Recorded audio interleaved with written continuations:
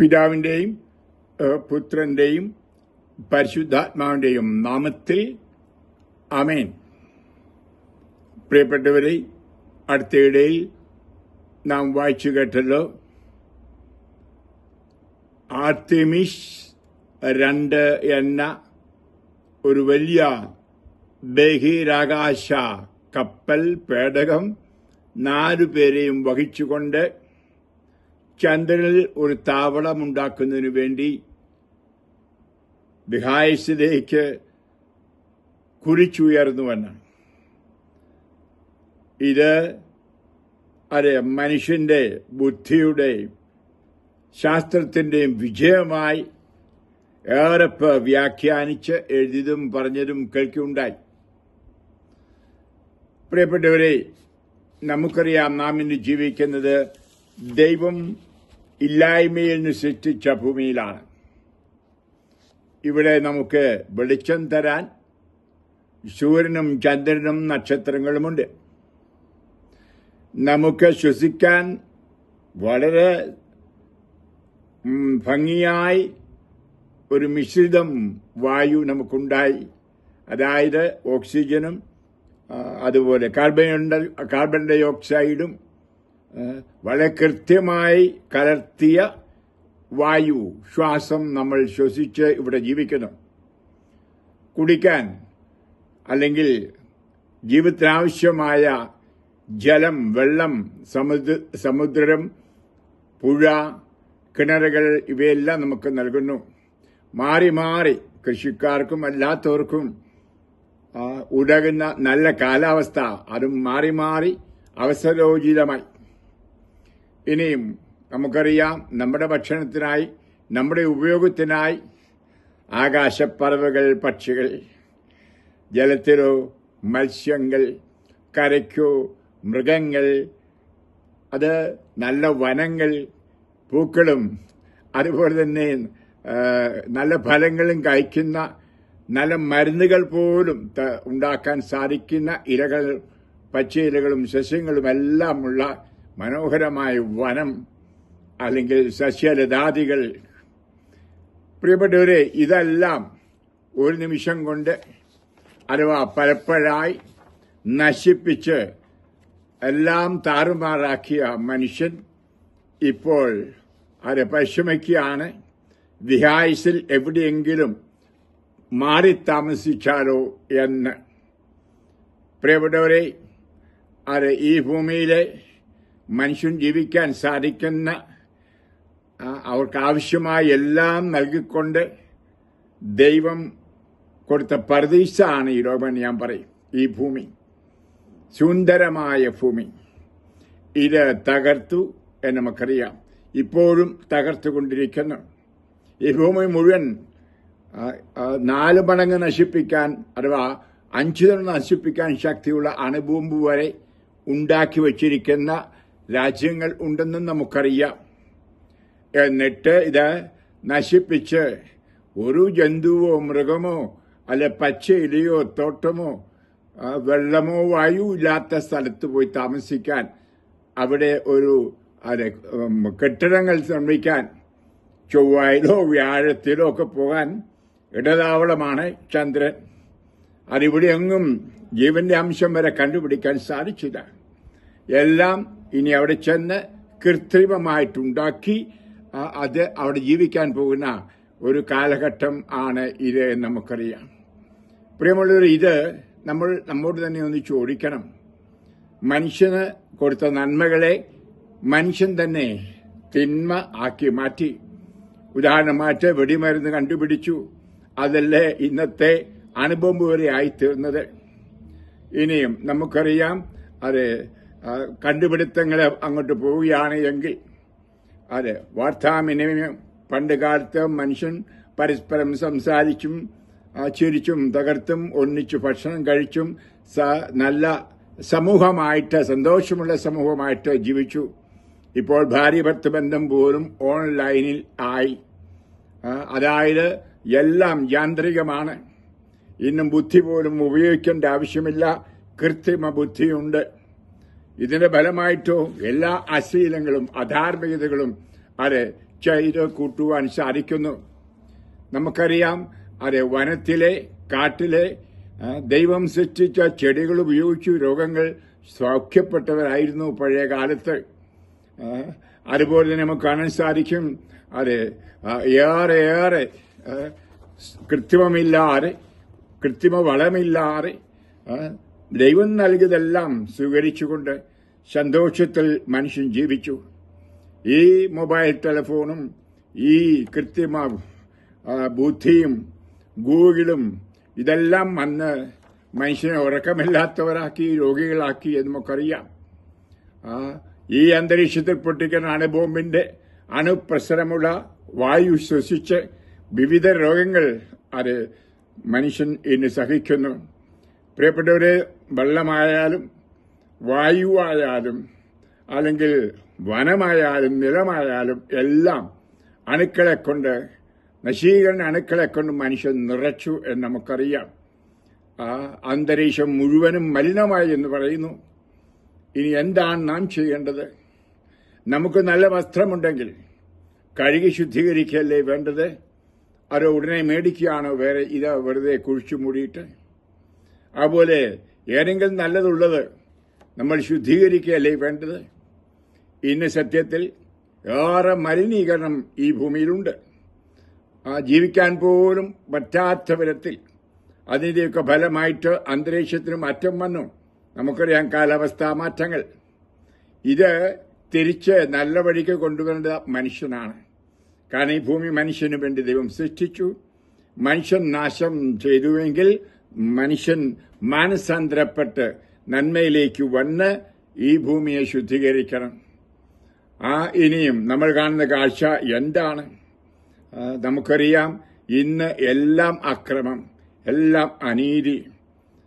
കാട്ടിലെ ഏതെങ്കിലും ചെടികൾ പറിച്ച് അസുഖങ്ങൾ മാറി ജീവിച്ച മനുഷ്യൻ ഇന്നിപ്പോൾ അതെ വലിയ 7 സ്റ്റാർ സൈസിലുള്ള ആശുപത്രികൾ ഉണ്ടാക്കി, രോഗമില്ലാത്തവർക്ക് രോഗമുണ്ടെന്ന് പറഞ്ഞ്, രോഗമുള്ളവർക്ക് അതെ ഓപ്പറേഷൻ വേണ്ടാത്തവർക്ക് ഓപ്പറേഷൻ നടത്തി, അല്ലെങ്കിൽ സാധാരണയായി പ്രസവിക്കാവുന്ന സ്ത്രീകൾക്ക് നമുക്കറിയാം പറയുന്നു ഉടൻ തന്നെ സിസേറിയൻ എല്ലാം പൈസ ഉണ്ടാക്കുന്ന ആശുപത്രികളാക്കി മാറ്റി. ബിസിനസ്സായി ഏറ്റവും വലിയ ഇന്നത്തെ ലോകത്തിലെ ബിസിനസ് അതാണ്. മനുഷ്യന് ഞെരുക്കുന്ന ആശുപത്രികളും മരുന്നുകളും, ഇല്ലാത്ത വില മരുന്നുകൾക്ക്. അതെ, ഈ കൊള്ളലാഭമെല്ലാം എടുത്തിട്ടും ഞെക്കിപ്പിഴിഞ്ഞും മനുഷ്യനെ പാപ്പരാക്കുന്നു. അതുപോലെ നമുക്കറിയാം, ഐസിയു കിടന്നുള്ള ആ കിരാത മരണം. പണ്ട് കാലത്ത് നമുക്കറിയാം, മരിക്കാറായ വ്യക്തിയുടെ ചുറ്റും ആളുകൾ പ്രാർത്ഥനാപൂർവ്വം നിന്ന് ആളുടെ കൈക്കും കാലിനും പിടിച്ച് സന്തോഷവും സ്നേഹവും കൊടുത്തുകൊണ്ട് നല്ല മരണം മരിക്കുമായിരുന്നു. ഇപ്പോൾ ഇരുട്ടറയിൽ ആരുപോലുമില്ല.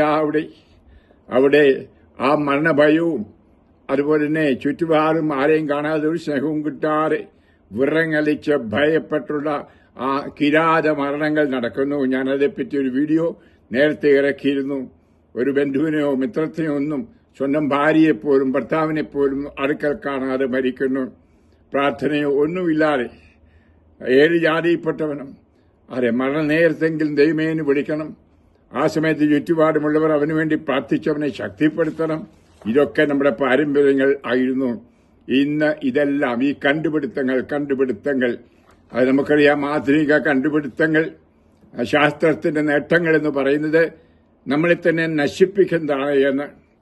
പ്രിയമുള്ളവർ, ഞാൻ പറയുമ്പോൾ അത് നിങ്ങൾ ഓർക്കും, ഞാനൊരു കാടനാണ്, ഞാനൊരു പഴഞ്ചൻ മനുഷ്യനാണ്, ആധുനികതയോ പുരോഗമനോ അറിയാത്ത കാട്ടാളനാണ് ഞാനെന്ന്. പ്രിയമുള്ളവരെ, നിങ്ങൾ ശാന്തമായി ചിന്തിക്കൂ.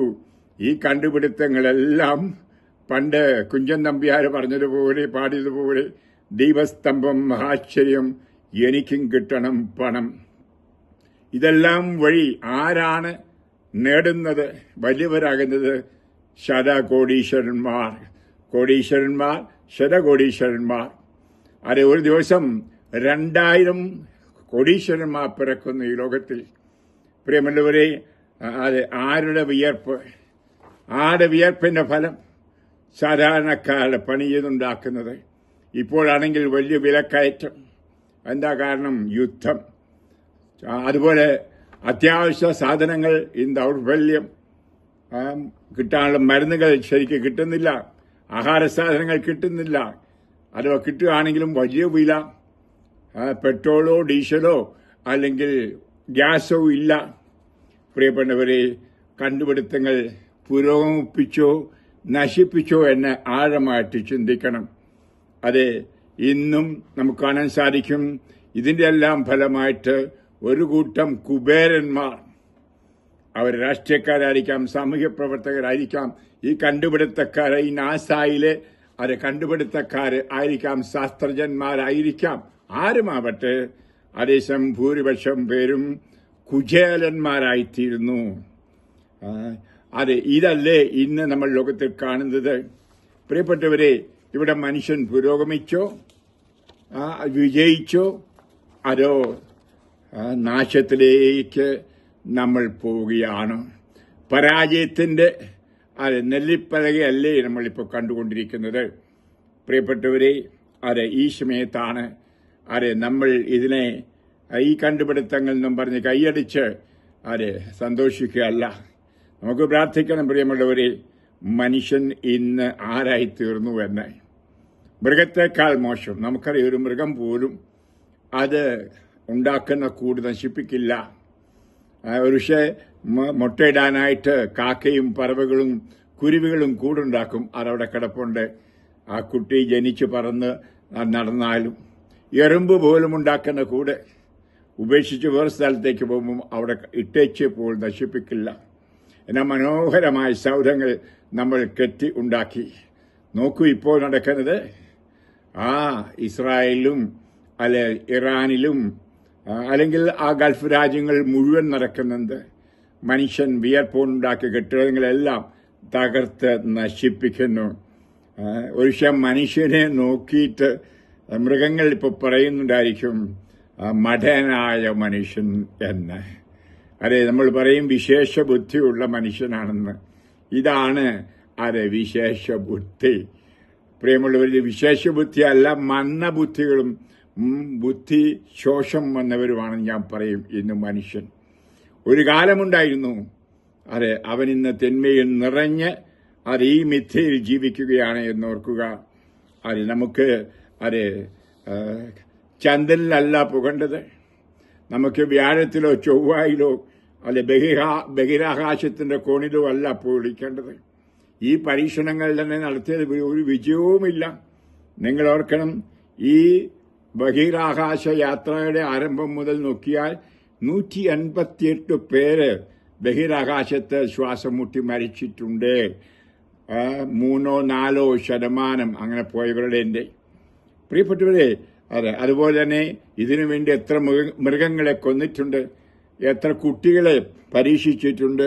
അവിടെ പോയി ഏതാഹാരം കഴിക്കാം, എന്തൊക്കെ കൊണ്ടുപോകണം, ഇതെല്ലാം പരീക്ഷിക്കുന്നത് ചിലപ്പം വയറ്റിൽ നിന്നെടുക്കുന്ന ചാപിള്ളകളെ അല്ലെങ്കിൽ പിറക്കുന്ന ശിശുക്കളെ എന്ന് ഞാൻ പറയും. മാത്രമോ മൃഗങ്ങളെയും കൊല്ലും. ഇതിൽ കൂടുതലുള്ള പരീക്ഷണങ്ങളിലൂടെയാണല്ലോ മനുഷ്യൻ വിജയം ആഘോഷിക്കുന്നത്. ദൈവം മനുഷ്യനായിട്ട് കൊടുത്ത ജന്തുക്കളെല്ലാം കൊന്നൊടുക്കിക്കൊണ്ടും. മാത്രമല്ല, ജീവിതം മുന്നോട്ട് പോകാൻ വേണ്ട യുവാക്കളുണ്ടാകാൻ ഗർഭിണികളുടെ ഉള്ളിൽ കിടക്കുന്ന കുട്ടികളെ നശിപ്പിച്ച് അതെടുത്ത് അവിടെയാണ് പരീക്ഷണവും കണ്ടുപിടുത്തവും ഒക്കെ നടക്കുന്നത്. അതേപ്പറ്റി അദ്ദേഹം പറയുന്നില്ല. പറഞ്ഞാൽ വീഡിയോ നീണ്ടുപോകുന്നതുകൊണ്ട് പറയുന്നില്ല. ഇന്ന് മനുഷ്യൻ ആവശ്യമുണ്ട്. ഇനി ഓർത്തേ, ഈ തിന്മയെല്ലാം ഇരിക്കുന്ന മനുഷ്യൻ ഈ ബഹിരാകാശത്ത് പാർപ്പിടമുണ്ടാക്കി അവിടെ സന്തോഷമായിട്ട് ജീവിക്കുമോ? ഒരിക്കലുമില്ല എന്ന് ഞാൻ പറയുന്നു. ഈ മനുഷ്യന്റെ മനസ്സാണ് മാറേണ്ടത്. മാനസാന്തരമാണ് ആവശ്യം. പരസ്പര സ്നേഹത്തിൽ മറ്റുള്ളവരെ സഹായിച്ച്, അതുപോലെ തിന്മ നിർത്തുക. ആ തിന്മയിൽ നിന്നുണ്ടാകുന്ന എല്ലാ വിഴുപ്പുകളും ഇല്ലാതാക്കുക. നമുക്കറിയാം, ഈ അനുഭവം എന്തുകൊണ്ട് നിരായുധീകരണം തന്നെ വന്നുകൂടാ?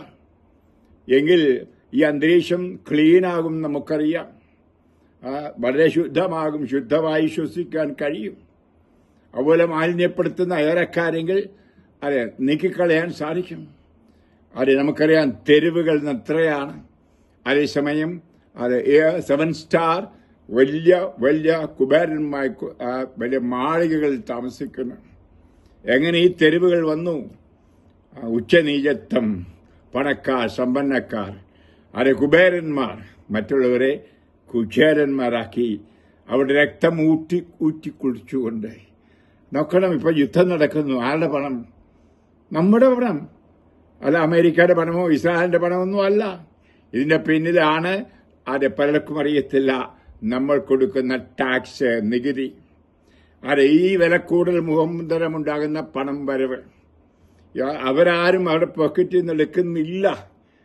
ഇത് ഓരോ രാജ്യത്തും ഇന്ന് ഭാരം നമുക്കറിയാം, കടഭാരം വച്ചുകൊണ്ട്. എന്നാൽ അവർക്കൊന്നും വ്യക്തിപരമായി ബാധിക്കില്ല. കാരണം അവരിൽ പലരും നികുതി കൊടുക്കാത്തവരാണ്. നികുതി കൊടുക്കുന്ന പാവങ്ങളാണ്. അവർക്കാണ് ഈ വിലക്കയറ്റമൊക്കെ. ആ പാവങ്ങൾക്ക് അതെ, ഞാൻ പലപ്പോഴും പറയുന്നത് പോലെ കുമരന് കുമ്പിളിക്കഞ്ഞി. ഈ കോടികൾ മുടക്കി ഈ ബഹിരാകാശ യാത്രകൾ നടത്താൻ എത്ര കോടികൾ, എത്ര ശതകോടികൾ ചെലവഴിക്കുന്നു. ഇതെല്ലാം പാവപ്പെട്ട മനുഷ്യന്റെ നികുതിയിൽ നിന്ന് അത് ഉണ്ടാക്കുന്നതാണെന്ന് ഓർക്കണം. ഞാൻ പറഞ്ഞ പോലെ അവരാരും ഉണ്ടാക്കിയ പണമല്ല ഇത്. അപ്പോൾ ഇതിന്റെ സാരാംശം മനസ്സിലാക്കി നമുക്ക് എന്ത് ചെയ്യാം? പ്രാർത്ഥിക്കൂ, മനുഷ്യനൊരു മാറ്റം ഉണ്ടാകാൻ. മനുഷ്യന്റെ മനസ്സ് മാലിന്യമായിരിക്കുന്നു മാറ്റിയാലേ ഈ ലോകത്തിലെ മാലിന്യങ്ങളും മാറപ്പെടൂ. എങ്കിലേ ദൈവം സൃഷ്ടിച്ച മനോഹരമായ ഈ ഭൂമിയിൽ, മനോഹരമായ ഈ പർദീസായിൽ നമുക്ക് നീതിയിൽ, സന്തോഷത്തിൽ, സമാധാനത്തിൽ, പരസ്പര സ്നേഹത്തിൽ, ഐക്യത്തിൽ ജീവിക്കാൻ കഴിയൂ. അത് കഴിയണം. ഇത് ബഹിരാകാശത്തിൽ പോയാൽ കിട്ടില്ല. പണ്ട് പറയുന്ന പോലെ സ്ഥലം മാറ്റിയാൽ മച്ചിപ്പശു പ്രസവിക്കുകയില്ല എന്ന്. മനുഷ്യൻ ചന്ദ്രനിൽ പോയാലും സൂര്യനിൽ പോയാലും ചൊവ്വയിൽ പോയാലും വിഹായസിന്റെ ഏത് കോണിൽ ചെന്നാലും അവന് മാറ്റം വരാതെ ഒരിക്കലും ഐശ്വര്യപൂർണമായി ജീവിക്കില്ല. ഇവിടെയാണ് തിന്മയിൽ അകന്നുള്ള ദൈവപ്രമാണങ്ങൾ പാലിച്ച് ദൈവത്തിന്റെ മൂല്യങ്ങൾ അനുസരിച്ച് പുണ്യജീവിതം നമ്മൾ നയിക്കണം. അത് ഭൂമിയിൽ വരണമെന്ന് പ്രാർത്ഥിക്കാം. ക്രിസ്ത്യാനികൾ പ്രാർത്ഥിക്കുന്ന പോലെ അങ്ങേ രാജ്യം വരണമേ. അതെന്താണ്? നീതി, സമാധാനം, സന്തോഷം, ഐശ്വര്യം, പരസ്പര സ്നേഹം, പങ്കുവയ്ക്കൽ, ഇതെല്ലാം ഉൾപ്പെടുന്ന ഒരു ജീവിതമാണ് അത്. നമുക്ക് യേശുവിനോട് പ്രാർത്ഥിക്കാം, ദൈവത്തോട് പ്രാർത്ഥിക്കാം, ജാതി മതഭേദമെന്ന് നമുക്കൊന്നായി പ്രാർത്ഥിക്കാം. മനുഷ്യകുലത്തിന് മുഴുവൻ മനസ്സിന് ഒരന്തരമുണ്ടാകാൻ എല്ലാവരും പങ്കുവച്ചും പരസ്നേഹത്തിൽ ജീവിച്ചാൽ എത്ര മനോഹരമീ ലോകം, സമത്വ സുന്ദരമീ ലോകം. ഇവിടെ പറുദീസ, വിടരും പറുദീസ, സുരവില പറുദീസ. ഹല്ലേലൂയ. പ്രിയപ്പെട്ടവർ, നമുക്ക് അതെ കർത്താവിനോട് പ്രാർത്ഥിക്കുകയും നമ്മൾ തന്നെ നമ്മുടെ ഉള്ളിലേക്ക് നോക്കി മാറ്റം വരുത്തുകയും ചെയ്യാം. അതെ, നമ്മളെപ്പോലെയാണ് മറ്റുള്ളവരും. സ്വാർത്ഥത, അഹങ്കാരം, തിന്മ വച്ച് കൂട്ടുന്നത്. ഈ തിന്മകളെല്ലാം കൂടെ കൂടുമ്പോഴാണ് ഇപ്രകാരമുള്ള തിന്മയുടെ കണ്ടുപിടുത്തങ്ങൾ. ഒരിക്കൽ കൂടി പറയുന്നു, ഈ കണ്ടുപിടുത്തങ്ങൾ അത് ആർട്ടിമിഷന്റെ ഒരു വിജയമല്ല, പരാജയം, മനുഷ്യന്റെ പരാജയം, തോറ്റോട്ടം എന്ന് ഞാൻ പറയും. ഈ ഭൂമിയിൽ നിന്ന് തോറ്റോടുകയാണ്. പരാജയപ്പെടുന്നവൻ അവിടെ പോയി വിജയിക്കാൻ പോകുന്നില്ല. ഞാൻ പ്രാവൊന്നുമല്ല. അതെ, ഞാൻ വസ്തുനിഷ്ഠമായി ഇപ്പോൾ നടക്കുന്ന കാര്യങ്ങൾ മനസ്സിലാക്കിക്കൊണ്ട്, കാലത്തിന്റെ ചുവരെഴുത്തുകൾ മനസ്സിലാക്കിക്കൊണ്ട്, എത്രയോ പട്ടിണി പാവങ്ങൾ ഒരു നേരത്തെ ആഹാരമില്ലാതെ വിഷമിക്കുന്നു. വലിയ വലിയ സൂപ്പർ പവർ എന്ന് പറയുന്ന ഇന്ത്യ, എത്ര തെരുവുകൾ, എത്ര തെണ്ടി കിടക്കുന്നു ഒരു നേരത്തെ ആഹാരമില്ലാതെ. വയറ്റത്തടിച്ചിപ്പോൾ ഒരു ഗുളിക മേടിക്കാൻ ഒരു നേരത്തെ ആഹാരത്തിന് അപ്പാ വല്ലവും തരണേ, അമ്മേ വല്ലവും തരണമേ. ഇതാണോ ദൈവം സൃഷ്ടിച്ച ഭൂമി? അതേസമയം കുബാര്യന്മാർ, നമുക്കറിയാം, ബുള്ളറ്റ് പ്രൂഫ് വണ്ടികളിൽ നമ്മുടെ മന്ത്രിമാരായാലും നേതാക്കന്മാരായാലും എല്ലാം നടക്കുകയാണ്. സുഭിക്ഷമായി 7 സ്റ്റാർ ഉള്ള ഹോട്ടലുകളിൽ എല്ലാവരിൽ നിന്നും അകന്ന് കുബേരന്മാരായി ജീവിക്കുന്നു. ഇതിനൊക്കെ ഒരു അറുതി വരാൻ നമുക്ക് ദൈവത്തോട് പ്രാർത്ഥിക്കാം. ദൈവത്തിൻ്റെ ആത്മാവിനെ ഈ സ്നേഹവും ഈ സമാധാനവും ഈ സന്തോഷവും കൈവരുത്താൻ കഴിയൂ. ജാതി മതഭേദമന്യേ നിങ്ങൾക്കെല്ലാവർക്കും ഈ സന്ദേശം ഞാൻ തരികയാണ്. സന്തോഷിക്കല്ല വേണ്ടത്. കൈയടിച്ച് ഭൂമിയിൽ നിന്നൊരു കാലത്ത് മനുഷ്യൻ ചന്ദ്രനിൽ പോയി താമസിക്കാൻ പോകുന്നു, കോളനി ഉണ്ടാക്കാൻ പോകുന്നു ചൊവ്വായിൽ. എന്തൊരു മിഥ്യയാണ്, നടക്കില്ല. ഇംഗ്ലീഷിൽ പറയും ഓത്യോപ്യ. മിഥ്യ ആശയങ്ങൾ നടക്കില്ല. ഈ ദൈവം ഇവിടെ ഈ ഭൂമിയെ നമുക്കറിയാം ഇത്രയും കണ്ടുപിടുത്തങ്ങൾ നടത്തിയിട്ടും വിഹായസിന്റെ ഒരു നക്ഷത്ര വ്യൂഹത്തിൽ പോലും ഒരു ചന്ദ്രനിൽ പോലും ജീവൻ വരെ കണ്ടുപിടിക്കാൻ പറ്റില്ല. ചിലതൊക്കെ സാധ്യതയുണ്ടെന്ന് കണ്ടുപിടിച്ചു, അതുമാത്രം. ഇനി അതുകൊണ്ട് പോയിട്ട് ഇവിടെയെങ്കിലും ഒരു മനുഷ്യനെ ആരും ഇതുവരെ കണ്ടുമുട്ടുകയില്ല. കാരണം ദൈവം ഈ ഭൂമിയെ മനുഷ്യനായിട്ട് വളരെ ബ്യൂട്ടിഫുള്ളായി, വളരെ ഭംഗിയായി ഒരു തോട്ടം പോലെ ഉണ്ടാക്കി. അതാണ് ബൈബിൾ ആദ്യം പറയുന്നത്, ഏദൻ തോട്ടം അവിടേക്ക് വിട്ടിരിക്കുകയാണ്. ആ ഏദൻ തോട്ടം ഇന്ന് ഒരു കാട്ടുതോട്ടം ആക്കി. അങ്ങനെ നമ്മൾ നശിപ്പിച്ചു. നമുക്ക് തോട്ടം തെളിക്കാം, അത് ശുദ്ധീകരിക്കാം. നമുക്കങ്ങനെ അത് ശുഭമായ ഭാവിയുള്ള ഭൂമിയിലെ ജീവിതം മനസ്സിൽ കാണുകയും പ്രയത്നിക്കുകയും പ്രാർത്ഥിക്കുകയും ചെയ്യാം. ദൈവം നിങ്ങളെ അനുഗ്രഹിക്കട്ടെ. ആമേൻ.